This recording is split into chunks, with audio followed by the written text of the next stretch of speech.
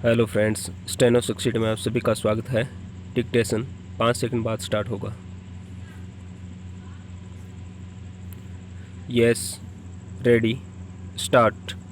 यह देश महात्मा गांधी की विरासत के साए में आज़ादी मिलने के बाद से ही जीता आ रहा है और आगे भी इस अहिंसा के महान पुजारी के सिद्धांतों के प्रति नतमस्तक होकर अपना सफ़र तय करता रहेगा।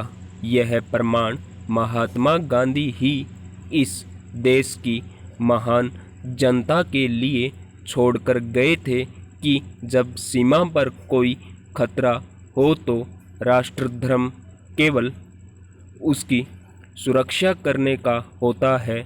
बापू ने अपने जीवन में केवल एक ही हिंसा की वकालत की थी और वह भारत की सीमाओं की रक्षा को लेकर की थी। 1947 में स्वतंत्रता मिलने के बाद जब पाकिस्तान ने कश्मीर पर आक्रमण किया और महाराजा हरि सिंह ने अपनी रियासत का भारतीय संघ में विलय कर दिया तो महात्मा गांधी ने अपने प्रधानमंत्री पंडित जवाहरलाल नेहरू से कहा था कि देश की फौजों को सीमाओं की रक्षा करने के लिए अपने सैनिक धर्म का पालन करना चाहिए। राष्ट्रपिता ने तब पूरे देश के समक्ष स्पष्ट कर दिया था कि अहिंसा का अर्थ न कमजोरी होता है और न भीरुपन। राष्ट्र रक्षा के लिए प्रत्येक व्यक्ति और संस्था को अपने अपने दिए गए दायित्व को पूरा करके निभाना चाहिए, मगर इतिहास सबक सीखने के लिए होता है। 21वीं सदी का दुनिया का सबसे बड़ा लोकतंत्र कहा जाने वाला देश भारत अचानक 16वीं सदी के उस दौर में प्रवेश नहीं कर सकता जब घरेलू राजे रजवाड़े विदेशी आक्रांता के दरवाजे पर खड़ा होने के बावजूद आपस में ही लड़ते रहते थे और उसका लाभ आक्रमणकारी ताकतें उठाती थी। पैरा भारत की अंतर्कलह की वजह से ही अंग्रेजों ने हमें अपना 200 वर्ष तक गुलाम बनाए रखकर हमारे स्वाभिमान को कुचल डाला और सभी राजे रजवाड़ों को अपने हुक्म का गुलाम बना लिया।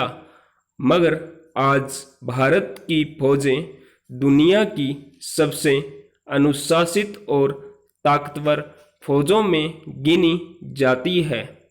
अपने शौर्य से इसके वीर सैनिकों ने चट्टानों को भी गेंद की तरह उछाला है। इन्हीं की वीरता की कहानी इतिहास में इस तरह दर्ज हो चुकी है कि दुश्मन की फौजों ने घुटनों के बल बैठकर अपने जान माल की भीख मांगते हुए हथियार डालकर आत्मसमर्पण किया। यही वह जय हिंद की सेना है जिसने 1967 और 2013 में चीनी सेना को भारतीय इलाकों में घुसपैठ करने पर मुंह तोड़ जवाब देते हुए उसकी हदों में सिमटा दिया। मगर दुर्भाग्य है कि आज चीन फिर से लद्दाख की गलवान घाटी से लेकर काराकोरम दर्रे तक घुसपैठ कर रहा है और हमारे देश की सत्तारूढ़ पार्टी भाजपा और विपक्षी कांग्रेस पार्टी आपस में ही पिछला हिसाब किताब बराबर करने की रंजिश में लगी हुई है। फिलहाल सबसे बड़ा शत्रु चीन है, जो भारत माता की छाती पर चढ़ने की जुर्रत कर रहा है। भारतीय क्षेत्रों से उसे बाहर खदेड़ना सभी राजनीतिक दलों का आज पहला कर्तव्य है और राष्ट्रधर्म है। पैरा रिट एक अदालत के समक्ष एक ऐसे आदमी को पेश करने के लिए जारी की जाती है जिसे हिरासत में या जेल में रखा गया है और हिरासत में लेने के 24 घंटों के भीतर उसे मजिस्ट्रेट के समक्ष पेश नहीं किया गया है और यदि यह पाया जाता है कि हिरासत में अवैध तरीके से रखा गया है तो कोर्ट ऐसे व्यक्ति को रिहा करा देती है। रिट का उद्देश्य अपराधी को दंडित करने का नहीं होता, लेकिन अवैध तरीके से हिरासत में लेने के लिए गए व्यक्ति को रिहाई कराना होता है। पैरा हालांकि अनुच्छेद 21 को आपातकाल की घोषणा के दौरान भी निलंबित नहीं किया जा सकता है, इसलिए बंदी प्रत्यक्षीकरण एक व्यक्ति की व्यक्तिगत स्वतंत्रता की रक्षा करने के लिए एक बहुत ही मूल्यवान रिट बन जाती है। सुप्रीम कोर्ट केवल मौलिक अधिकारों के उल्लंघन के मामले में ही राज्य के खिलाफ बंदी प्रत्यक्षीकरण की रिट जारी कर सकता है। जब उच्च न्यायालय अवैध रूप से या मनमाने ढंग से हिरासत में लिए गए किसी भी आम नागरिक के खिलाफ भी यह जारी कर सकता है। बंदी प्रत्यक्षीकरण की रिट हिरासत में लिए गए व्यक्ति द्वारा स्वयं या उसकी ओर से कोई भी व्यक्ति दायर कर सकता है। पैरा सुप्रीम कोर्ट एक व्यक्ति के मौलिक अधिकारों को लागू करने के लिए एक परमादेश तब जारी कर सकता है जब कुछ सरकारी आदेशों या अधिनियमों पर इसका उल्लंघन करने का आरोप लगाए जाते हैं।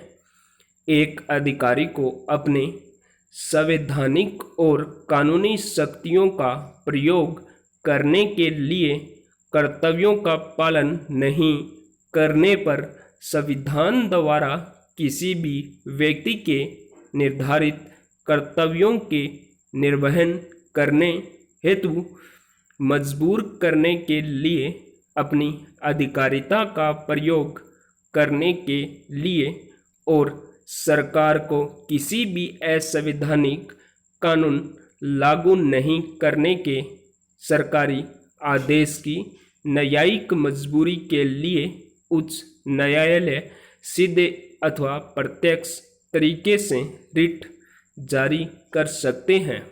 पैरा कांग्रेस ने अपने चुनाव घोषणा पत्र में इसकी मोटी रूपरेखा न बना ली होती तो बेशक यह संभव न हो पाता।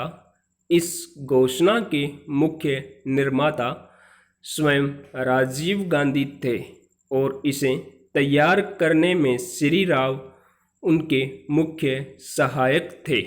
देश को संकट से उभारने और नए आर्थिक रास्ते ले जाने में बेशक मनमोहन सिंह की देशभक्ति, विद्वता और ख्याति महत्वपूर्ण कारण थे। नई आर्थिक नीति जनता के हित में नहीं है।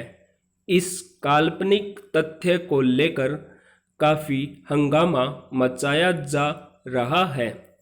इसके उलट अगर उसे उपेक्षित ढंग से लागू नहीं किया जा रहा है तो इसकी वजह यह है कि जनता के नाम पर हर तरह की आंशिक और कारपोरेट मांगे पूरी की जा रही है। स्टॉप।